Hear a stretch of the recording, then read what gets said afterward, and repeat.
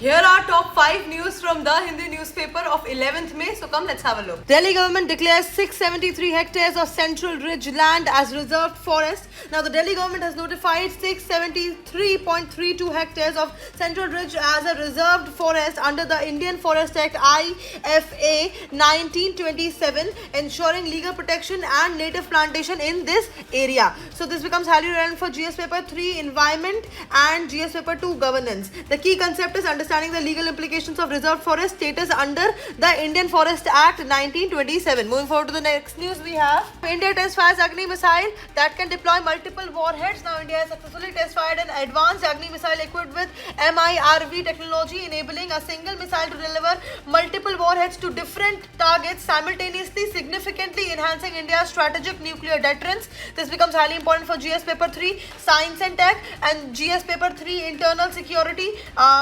strengthening in national security and the nuclear doctrine of India. The key concept here is understanding MIRV, which is multiple independently targetable re-entry vehicle technology and its role in overcoming missile defense systems. Next news, we have a tiger has been sighted in Arunachal Wildlife Sanctuary after nearly 2 decades. After nearly 20 years, Arunachal Pradesh Deering Memorial Wildlife Sanctuary for the first time in nearly 20 years, signaling ecosystem recovery and the success of sustained local conservation efforts. Now this becomes highly important for GS paper 3 environment and biodiversity, and the prelims focus will be in Deering Memorial Wildlife Sanctuary, which is in East Siang district near Pasi Ghat, and the role of the Earring Commission in the Panchayati Raj system. The concept here, which is very important, is bio indicators and the return of a top predator like the tiger indicates a healthy sign and improved ecological condition in the sanctuary. Then with the fourth news is dragonfly, damselfly species missing in the Western Ghats. Now